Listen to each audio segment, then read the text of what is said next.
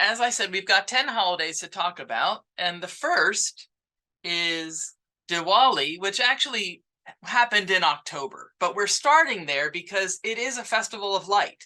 And so I thought, we need to go back and start there and talk about it. So Diwali is a 5-day celebration that's observed in India every year by Hindus, I should say, not just in India.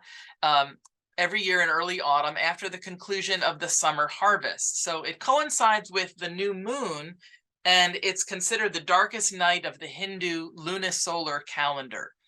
And the term Diwali comes from two words, a word avali that refers to the row of clay lamps. That's the row avali, and then the lamps are deepa. So that was combined to the word Diwali. And this row of clay lamps is lighted for this festival. And the festival is associated with the goddess Lakshmi and the god Ganesha. So Lakshmi, who is the wife of Vishnu, is the goddess of prosperity, and Ganesha is the god of wisdom and remover of obstacles. So devotees of this holiday prepare for it by cleaning and renovating and decorating their homes and workplaces with the oil lamps that are called diyas, and rangolis, which are colorful art circle patterns. And then people tend to wear their finest clothes, and they illuminate both the interiors and exteriors of their homes with lamps. And Diwali has been referenced historically by different travelers from outside of India. So in his 11th century memoir on India, the Persian traveler and historian al-Biruni wrote of Deepavali, which was a previous version of the name, being celebrated by Hindus on the day of the new moon in the month of Kartika. And the Venetian merchant and traveler Niccolo de Conti visited India in the early 15th century and wrote in his memoir, quote, "On another of these festivals, they fix up within their temples and on the outside of the roofs an innumerable number of oil lamps, which are kept burning day and night." And he said that the families would gather and clothe themselves in new garments, sing and dance and feast. So I want to read a prayer for Diwali, just a brief prayer. Om Jai Lakshmi, goddess born from the struggle between good and evil, guide us toward the light. In a world where plenty is possible, let us end hunger, thirst, and homelessness. In your nurturing hands, let us seek refuge from want, fear, and violence. With your grace, let our world be reborn in your image, where all needs are met, where morality and love are abundant, and whereby we are free. Om Jai Lakshmi, Om Shanti, Shanti, Shanti. Then we move to Advent. So I'm going through these by the date of when they would occur. So according to Christianity.com, the word Advent is derived from the Latin word adventus, which means coming, which translates to the Greek word parousia. So scholars believe that during the 4th and 5th centuries in Spain and Gaul, Advent was a season of preparation for the baptism of new Christians at the January feast of Epiphany, which was the celebration of God's incarnation represented by the visit of the Magi to the baby Jesus, his baptism in the Jordan River by John the Baptist, and his first miracle at Cana. So during this season of preparation, Christians would spend 40 days in penance, prayer, and fasting to prepare for their baptisms. And so originally, there was very little connection really between Advent and Christmas. But by the 6th century, Roman Christians had tied Advent to the coming of Christ. But the coming they had in mind initially was not Jesus's first coming in the manger at Bethlehem, but Christ's second coming in the clouds as the judge of the world. And it was not until the Middle Ages that the Advent season was explicitly linked to Christ's first coming at Christmas. Now, Advent symbolizes the present situation of the church in these last days, in air quotes. as God's people wait for the return of Christ in glory to consummate his eternal kingdom.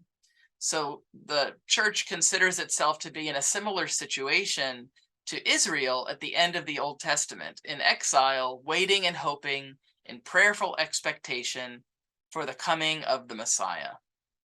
So Israel looked back to God's past gracious actions on their behalf in leading them out of Egypt in the Exodus.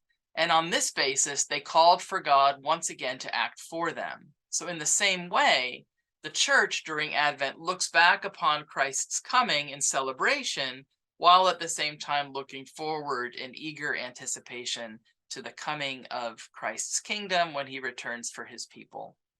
So in this light, the Advent hymn, O come, Emmanuel, perfectly represents the church's cry during the Advent season. And since I love to sing, I'll sing this part briefly. O come, Emmanuel, and ransom captive Israel, that mourns in lonely exile here, until the Son of God appears.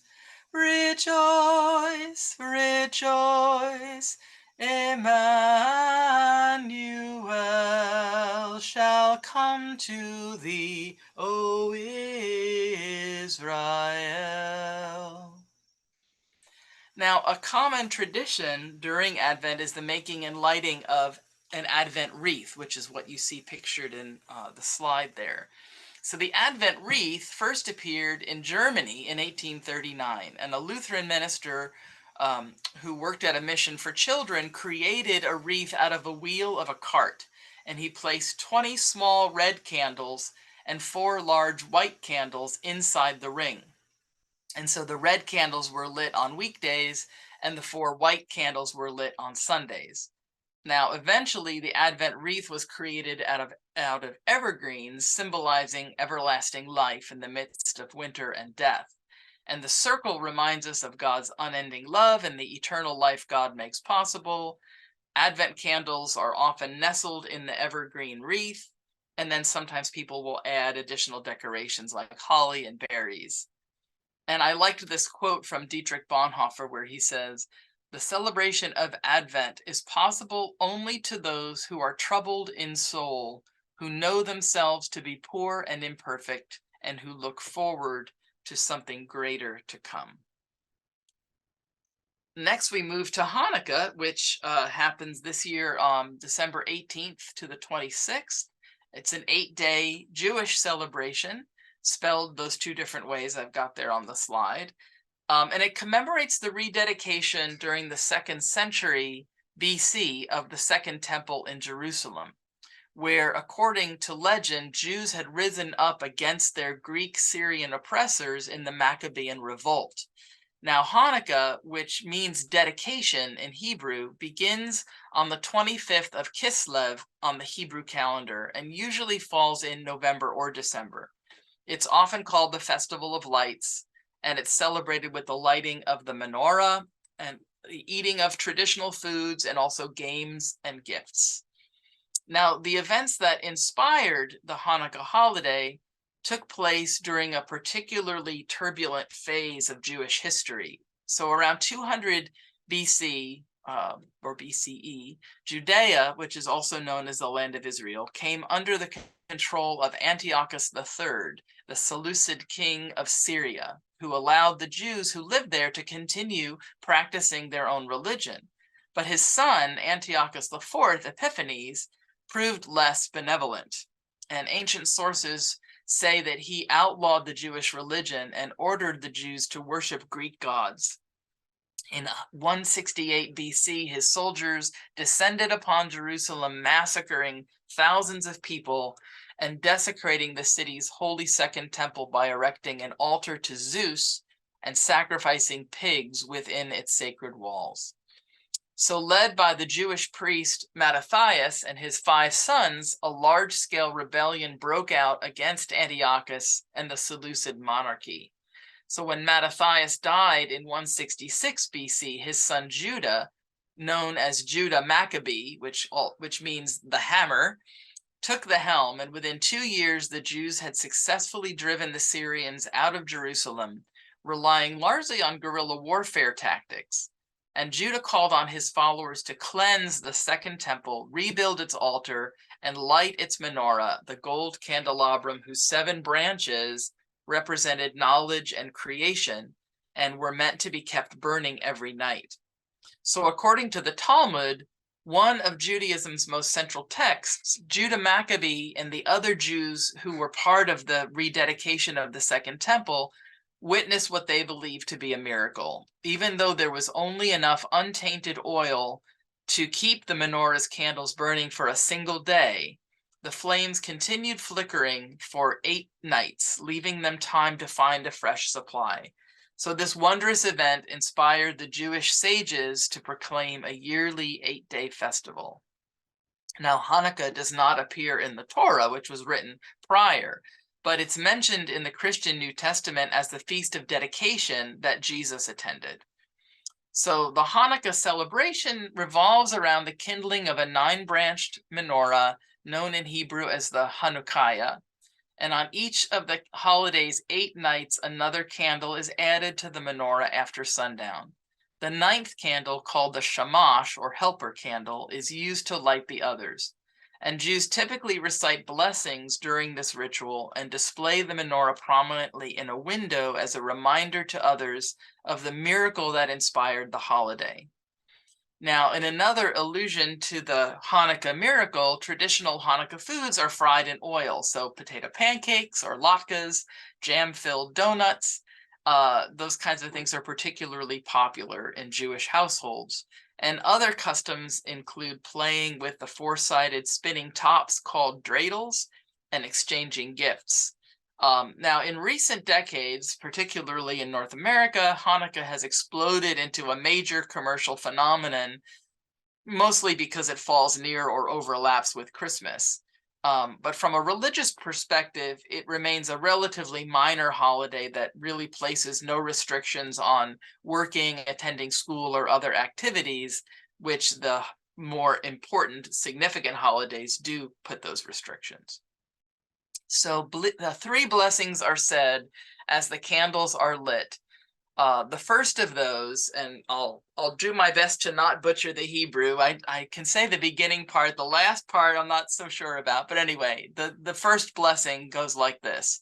Baruch atah Adonai Eloheinu melech haolam asher kidshanu mitzvotav vitzavanu lahadlik ner shel Hanukkah, which in English means, praised are you, our God, ruler of the universe, who made us holy through your commandments and commanded us to kindle the Hanukkah lights. Next, I want to talk a little bit about Saint Lucia Day, which is December 13th this year.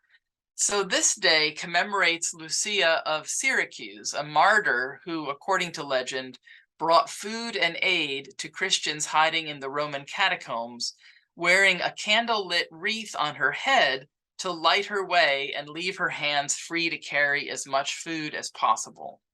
So her feast day, which coincided with the shortest day of the year prior to calendar reforms, is widely celebrated as a festival of light. So it falls within the Advent season, and sometimes it's also called St. Lucy's Day. It's viewed as a precursor of Christmastide, pointing to the arrival of the light of Christ in the calendar on Christmas Day. Now, in Scandinavian countries, each town elects its own Saint Lucia. And the festival begins with a procession led by the Saint Lucia designee, who is followed by young girls dressed in white and wearing lighted wreaths on their heads, and boys dressed in white pajama-like costumes singing traditional songs. The festival marks the beginning of the Christmas season in Scandinavia, and it's meant to bring hope and light during the darkest time of the year. So schools generally close around noon on the day of the festival so families can prepare for the holiday. And families observe the holiday in their homes by having one of their daughters, traditionally the eldest, dress in white, and serve coffee and baked goods, such as saffron bread and ginger biscuits, to the other members of the family. So those traditional foods are also given to visitors during the day. Now, in earlier centuries, the Norse celebrated the winter solstice with large bonfires meant to scare off evil spirits and to alter the course of the sun. After converting to Christianity sometime around the year 1000, the Norse incorporated the legend of Saint Lucia into their celebration. And so the modern Festival of Light combines elements of both pagan and Christian traditions. So a special devotion to Saint Lucy is practiced in the Italian regions of Lombardy, Emilia-Romagna, Veneto, Friuli, Venezia, Giulia, and a few other places that I won't bother listing, in the north of the country, and Sicily in the south, and also in the Croatian coastal region of Dalmatia. So in Hungary and Croatia, a popular tradition on St. Lucy's Day involves planting wheat grains that grow to be several centimeters tall by Christmas Day, and they do that to represent the nativity of Jesus. So St. Lucy's Day is one of she's one of the very few saints still celebrated by the overwhelmingly Lutheran Nordic people, the Danes, Swedes, Finns, and Norwegians. But it's also celebrated in the United States and Canada and Italy, as I mentioned. Now, some of the celebrations in Scandinavia retain a few of the indigenous Germanic, pagan, pre-Christian midwinter elements that were inherited from the Yule tradition. So some of the practices associated with the feast of St. Lucy may predate the adoption of Christianity in that region. And like much of Scandinavian folklore and even religiosity, is centered on the annual struggle between light and darkness. And so this Nordic observation of St. Lucy is first attested in the Middle Ages and then continued after the Protestant Reformation in the 1500s. But the modern version of this celebration is only about 200 years old. So St. Lucy is known as the patron saint of the visually impaired. An example of a prayer to her goes like this. Saint Lucy, whose beautiful name signifies light, by the light of faith which God bestowed upon you, increase and preserve his light in my soul, so that I may avoid evil and be zealous in the performance of good works, and detest nothing so much as the blindness and the darkness of evil and sin. Obtain for me, by your intercession with God, perfect vision for my bodily eyes, and the grace to use them for God's greater honor and glory and the salvation of souls. Saint Lucy, Virgin and Martyr, hear my prayers and obtain my petitions. Amen. Now, the winter solstice is another, of course, a significant event in the middle of this season that is a special moment of the, it's considered that the solstice may have been a special moment of the annual cycle for some cultures, even during Neolithic times. And astronomical events were often used to guide activities such as the mating of animals, the sowing of crops, and the monitoring of winter reserves of food. So many different cultural mythologies and traditions come from this practice.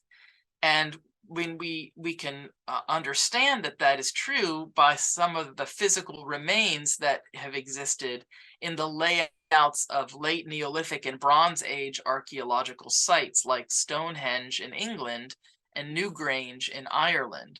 Now, the primary axes of both of these monuments seem to have been carefully aligned on a sight line pointing to the winter solstice sunrise at Newgrange and the winter solstice sunset at Stonehenge. It's significant that at Stonehenge, the great trilithon was oriented outwards from the middle of the monument, meaning that its smooth, flat face was turned towards the midwinter sun. Now, I also just watched this great program on Netflix called Ancient Apocalypse with Graham Hancock, and he was talking about different sites that are also aligned with solstices, and one of them is a place called Serpent Mound, which is in the US, which is a really incredible site. So the winter solstice was immensely important because the people were really economically dependent on monitoring the progress of the seasons, because starvation was common during the first months of the winter, January to April in the northern hemisphere, or July to October in the southern hemisphere, and those were called the famine months. So in more temperate climates, the midwinter festival was the last feast celebration before deep winter began. Most cattle were slaughtered so they would not have to be fed during the winter, so it was almost the only time of year when a plentiful supply of fresh meat was available. And the majority of wine and beer made during the year was finally fermented and ready for drinking at this time. So this also, the solstice event was seen as the reversal of the sun's ebbing presence in the sky. And so concepts of the birth or rebirth of the sun gods have been common. And cultures which used cyclic calendars based on the winter solstice consider that the year is reborn, and that means references the life, death, rebirth deities or new beginnings, such as Hogmanay's Redding, a new year cleaning tradition. So Yule, as I mentioned earlier, is also an indigenous winter festival celebrated by the Germanic peoples. And the earliest references to the Yule season are in the form of month names, where the Yuletide period lasts somewhere around 2 months, falling along the end of the modern calendar year between what's now mid-November and early January. So scholars have connected the Yule period to the wild hunt, a ghostly procession in the winter sky. The god Odin, who is attested in Germanic areas as leading the wild hunt, and increased supernatural activity, such as the wild hunt, and then activities of the Drugar, who are undead beings who walk the earth. So the events of Yule are generally believed to have centered on midwinter, and so there's feasting, drinking, and sacrifice. There's the Yule log, the Yule goat, and the Yule boar, which is still reflected in the Christmas ham tradition, Yule singing, and there may be others that possibly have connections to other pre-Christian Yule customs. So now we're going to have this beautiful presentation of the story of the Oak King and the Holly King that Kat prepared for us. So this is going to play automatically through PowerPoint. So just sit back and enjoy this telling. The Colloquy of the Oak and Holly King by Dave the Bard and Kerry Lee. It is said, at the time of the solstices, 2 great kings do battle. The Oak King who rules the waxing year, and the Holly King who rules the waning year. This is not a battle of heat, but rather is a battle of light, and reflects the arc of the sun as it makes its journey across our skies. Some say that the battle is won and lost by the power of sword, but here the Oak and Holly King enter a colloquy, an ancient bardic battle of words and wit, to win the crown and the light of the land. Cold and bright, the solstice dawn breaks through the doorway of the passage graves. Time out of mind, the stones have stood, marking the nadir of the sun's journey across the sky. Placed by our ancient hands, with stone on stone they were shaped and pulled from the earth's embrace. With magic they were raised upon our sacred land. And at this time of the solstice, a figure waits within the tomb. He waits in darkness and in stillness. He waits for the coming dawn, the rising of the sun, and the footsteps of his brother as the awen is sung. The Oak King turns to greet the Holly King and asks, "Brother, what is your name? To which the Holly King replies, not hard to answer. I am Around, Lord of the waning year. I am the King of Holly. I strip bare the leaf-ridden trees. I bring darkness to this land and peace. I banish the warmth of summer and welcome the iciness of winter. And you, my brother, what is your name? To which the Oak King replies, not hard to answer. I am Havgan, Lord of the waxing year. I am the King of Oak. I bring bud to leaf. I bring life to the earth. I banish the cold of winter and welcome the warmth of spring. Brother, where do you come from? To which the Holly King replies, not hard to answer. I come from Anun, the other world, and at the time of your greatest power I am born into this world of Arbred. I ride on Rhiannon's horse to claim my throne. Laughing with the wild hunt, I ride through the night sky. My cold breath makes way for the coming of the Kyliak, and the land is bathed in the beauty of ice and darkness. Whilst Anun blossoms in your heat, so Arbred has peace, reflection, and renewal, guarded by Orion of the Silver Belt. And you, my brother, where do you come from? To which the Oak King replies, not hard to answer. I come from Anun, the other world, and at the time of your greatest power I am born into this world of Arbred, called by the singing of the birds of Rhiannon.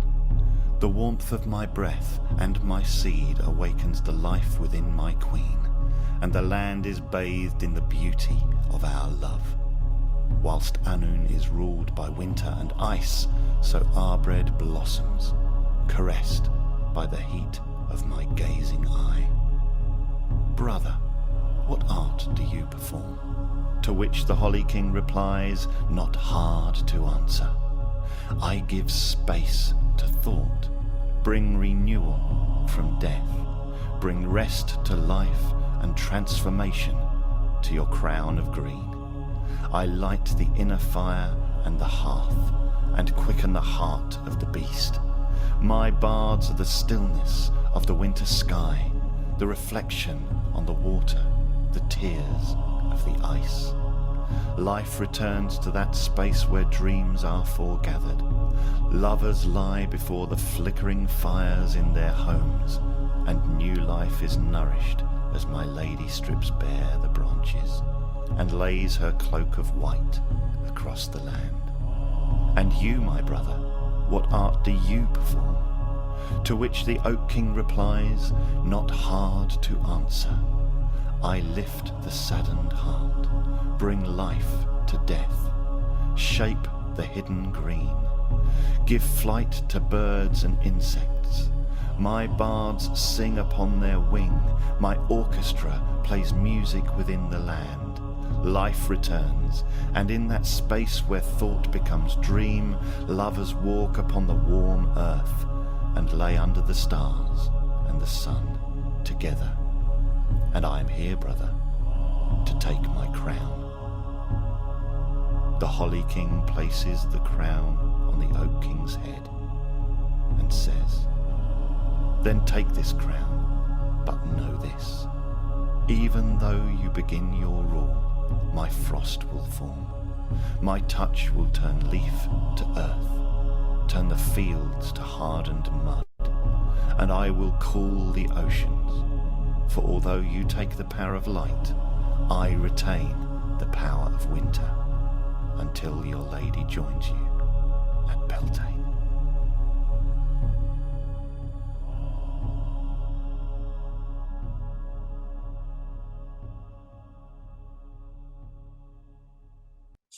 So now we move to Christmas, which commemorates the birth of Jesus, which is celebrated in the Christian church worldwide. The traditional nativity narratives describe the birth of Jesus to Mary and Joseph in Bethlehem in a stable or a place for animals. And shepherds, wise men from the east, angels are all part of the story. And this too signals the return of the light. So the tradition of Christmas trees is another part of the Christmas season, but that began in medieval Estonia or Latvia and early modern Germany, but it was also a custom of pre-Christian traditions, especially pagan traditions. We also know today that Christmas has become a time when people talk about Santa Claus, which is the modern Santa Claus, is based on folklore traditions surrounding Saint Nicholas, a 4th century bishop who was known for his generous gifts to the poor. Now, in modern days, Christmas has become, a commercial blockbuster that seemingly focuses mostly on spending money, and can often bring a lot of pressure to keep up with the Joneses in terms of gifts given. But it doesn't have to be that way. We can resist this pressure. And one of my favorite bits that I love to read every year at Christmas time comes from the book Simple Abundance, a day book of comfort and joy by Sarah Van Brethnock, she has this quote in the text, and she said didn't know who came up with it originally, so she has it as anonymous. But anyway, I love this. It says, "If, as Herod, we fill our lives with things and again with things, if we consider ourselves so unimportant that we must fill every moment of our lives with action, when will we have the time to make the long, slow journey across the desert as did the Magi, or sit and watch the stars as did the shepherds, or brood over the coming of the child as did Mary? For each one of us, there is a desert to travel, a star to discover, and a being within ourselves to bring to life." Or as I often say, if we, like Mary, let God have God's way with us, then we too might birth divinity. So then that moves us to Epiphany, which is also a holiday celebrated in the Christian church. It happens January 6th. And it's the day after Christmastide, or the 12 days of Christmas. And it's traditionally celebrated on the first Sunday of the new year, between January 2nd and January 8th, but typically right around the 6th, and it's the 6th in 2023. And it commemorates the visit of the 3 Magi to the baby Jesus in Bethlehem. So it's in Eastern Christian traditions, it's understood as a theophany, or a revelation of God incarnate in Jesus. The eve of the Feast of Epiphany is considered Twelfth Night, which of course, Twelfth Night is a play by Shakespeare. The story also talks about that these 3 travelers came to the area where Jesus was born, but first stopped to visit with Herod, who was the king, and said they were looking for the special child who was born under this star that they were following. And Herod told them to come back and tell him where they had found the child after they did. But they had a dream that warned them to not go back to Herod, because Herod would have intended to kill the child.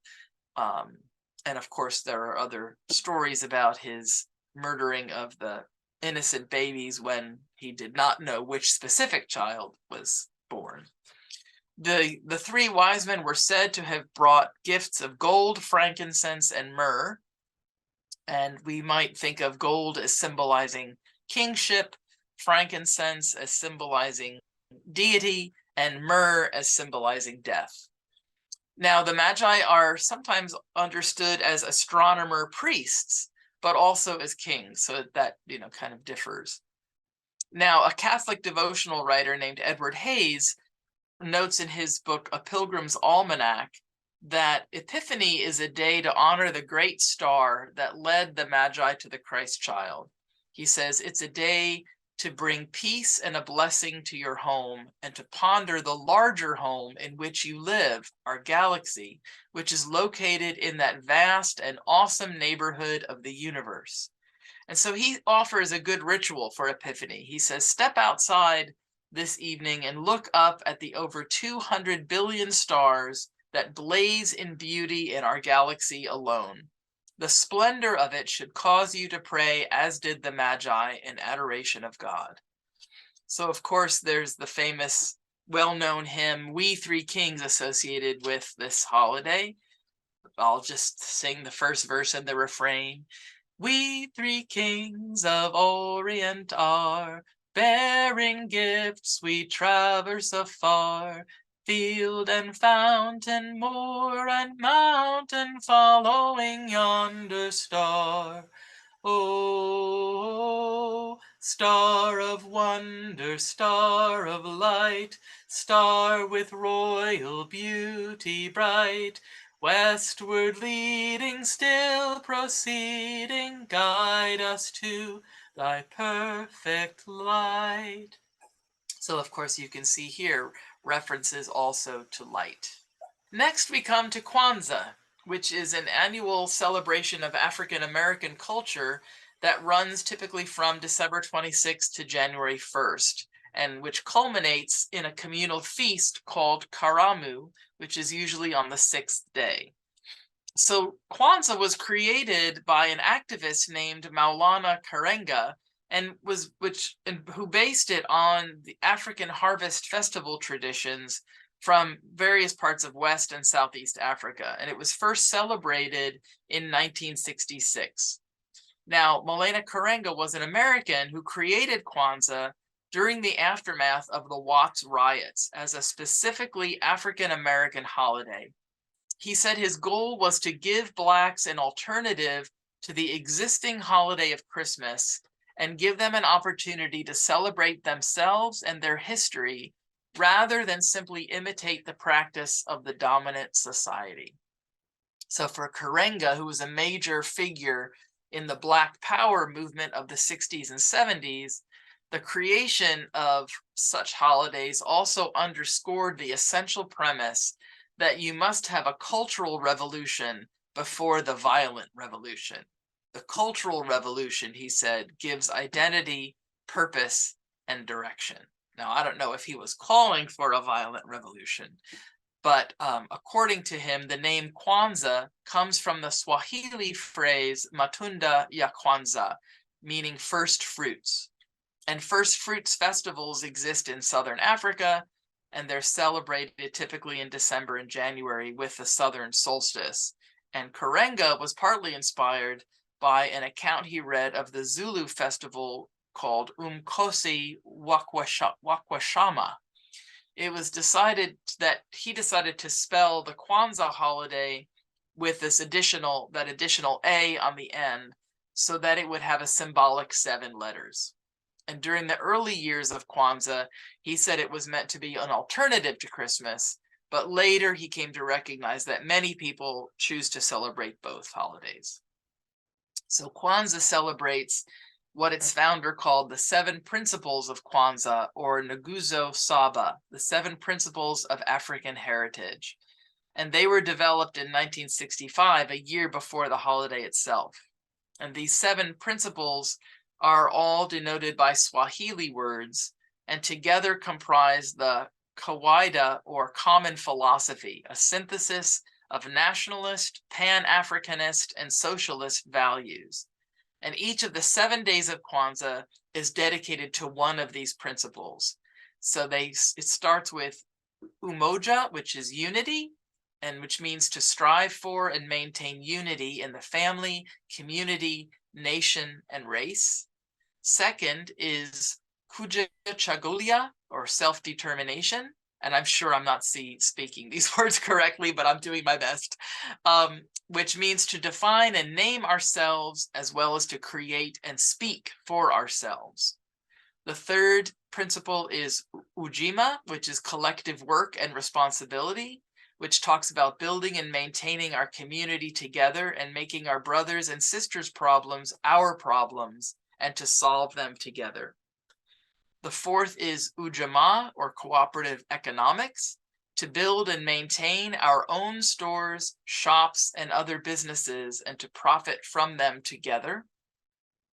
The fifth principle is Nia, or purpose, which means to make our collective vocation the building and developing of our community in order to restore our people to their traditional greatness.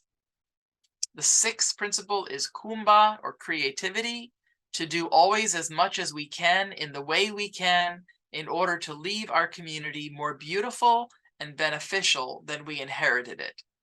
And the seventh principle is Imani, or faith, which is to believe with all our hearts in our people, our parents, our teachers, our leaders, and the righteousness and victory of our struggle.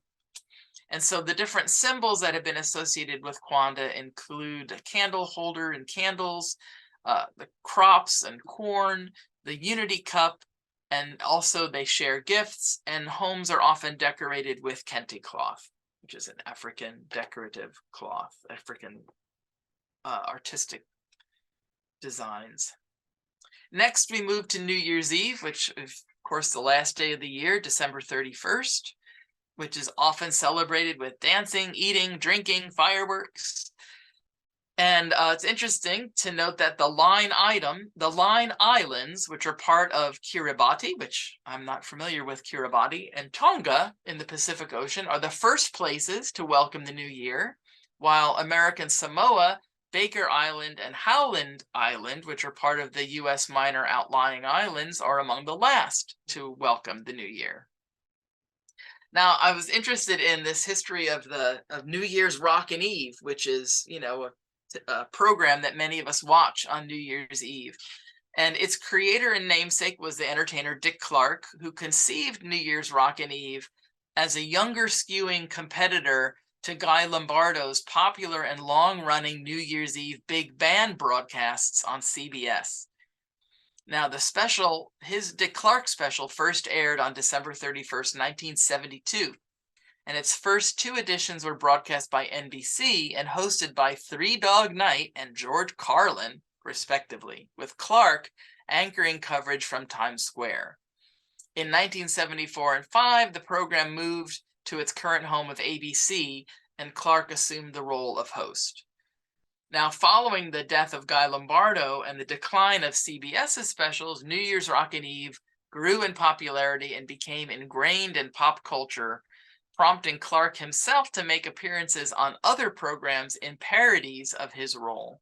And it's consistently remained in the highest rated New Year's Eve special broadcast by the U.S. major television networks. Its 2012 edition peaked at 22.6 million home viewers, not including those watching from public locations, which were not measured.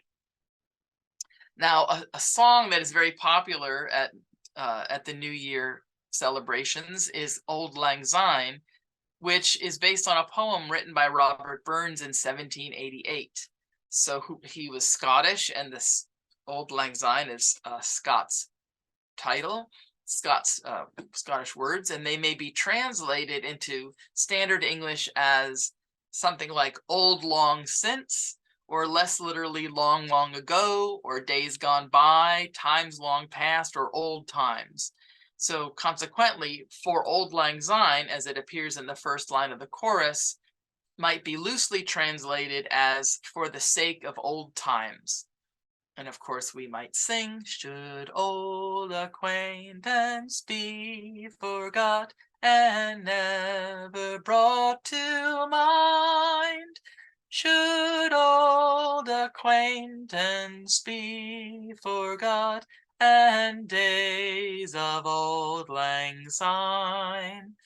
For Auld Lang Syne, my dear, for Auld Lang Syne, we'll drink a cup of kindness yet for the sake of Auld Lang Syne. Now we all finally come to Lunar New Year, which is January 22nd. And it's one of the most important celebrations of the year among East and Southeast Asian cultures, including Chinese, Vietnamese, and Korean communities, among others. It's usually celebrated for multiple days, not just one day. And like I said, in 2023, it begins on the 22nd of January. It's tied to the lunar calendar, and it began as a time for feasting and to honor household and heavenly deities, as well as ancestors. And the new year typically begins with the first new moon that occurs between the end of January and spans the first 15 days of the first month of the lunar calendar until the full moon arrives. Now, each year in the lunar calendar is represented by one of 12 zodiac animals included in the cycle of 12 stations or signs along the apparent path of the sun through the cosmos. So the 12 zodiac animals are the rat, ox, tiger, rabbit, dragon, snake, horse, sheep, monkey, rooster, dog, and pig. And so in addition to the animals, the 5 elements of earth, water, fire, wood, and metal are also mapped onto the traditional lunar calendar. And each year is associated with an animal that corresponds to an element. So in 2023 will be the year of the rabbit. Now, each culture celebrates the Lunar New Year a little bit differently. Sometimes they vary their foods and traditions, but often those foods and traditions symbolize prosperity, abundance, and togetherness. And in preparation for Lunar New Year, houses are thoroughly cleaned to rid them of inauspicious spirits, which might have collected during the old year. And the cleansing is also meant to open space for goodwill and good luck. So households might have rituals that offer food and paper icons to their ancestors, or others might post red paper and banners inscribed with calligraphy messages of good health and fortune in their homes or in the front of their homes. Elders often give out envelopes containing money to children, and then foods made from glutinous rice are commonly eaten because they represent togetherness. And other foods that are served symbolize prosperity, abundance, and good luck. The holiday is thought to date back to the Shang dynasty in the 14th century. Under Emperor Wu of Han, this tradition of carrying out rituals on the first day of the Chinese calendar year first began. Now, in 1949, the Communist Party leader Mao Zedong forbade its celebration, but more recently it has been restored. So fish is typically included as a last course of a New Year's Eve meal for good luck. And in the Chinese language, interestingly, the pronunciation of fish is the same as that for the word surplus or abundance. So Chinese New Year's meals also feature foods like glutinous rice ball soup, moon-shaped rice cakes, and dumplings. And sometimes a clean coin is tucked inside a dumpling for good luck. And the holiday concludes with the Lantern Festival, which is celebrated on the last day of New Year's festivities. So parades, dances, games, and fireworks often mark the finale of the holiday. And San Francisco's annual Chinese New Year parade is said to be the largest outside of Asia. So before we leave the slides and go to our open sharing, I just want to share something written by Bridget Anna McNeil. And the artwork here, which I love, is by Jessica Bowman. So McNeil wrote, "The winter solstice time is no longer celebrated as it once was, with the understanding that this is a period of descent and rest, of going within our homes, within ourselves, and taking in all that we have been through, all that has passed in this full year, which is coming to a close. Like nature and the animal kingdom around us, this time of hibernation is so necessary for our tired limbs, our burdened minds. Our modern culture teaches avoidance at a max at this time. Alcohol, lights, shopping, overworking, overspending, comfort food, and consumerism. And yet the natural tug to go inwards, as nearly all creatures are doing, is strong, and the weather so bitter that people are left feeling that winter is hard, because for those of us without burning fires and big festive families, it can be lonely and isolating. Whereas in actual fact, winter is kind. She points us in her quiet, soft way towards our inner self, towards this annual time of peace and reflection, embracing the darkness and forgiving, accepting, and loving, embracing goodbye the past year. Winter takes away the distractions, the buzz, and presents us with the perfect time to rest and withdraw into a womb-like love, bringing fire and light to our hearth. And then just around the corner, the new year will begin again, and like a seed planted deep in the earth, we will all rise with renewed energy once again to dance in the sunlight.